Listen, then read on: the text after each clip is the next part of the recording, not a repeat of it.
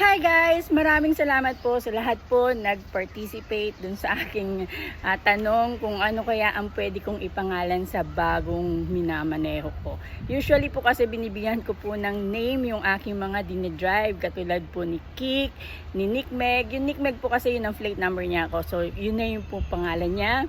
Then si Light, si Blue, yun nga yung kaalis si Blue. Oo, diba?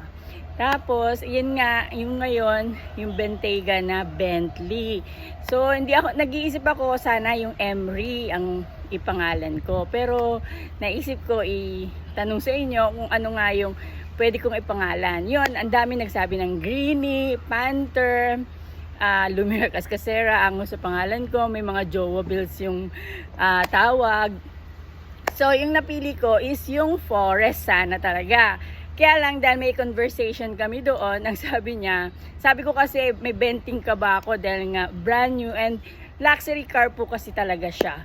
Yun, sabi niya bakit hindi na lang dahil Bentley at saka 20 ka ba yung binigay sa akin, bakit hindi na lang 20?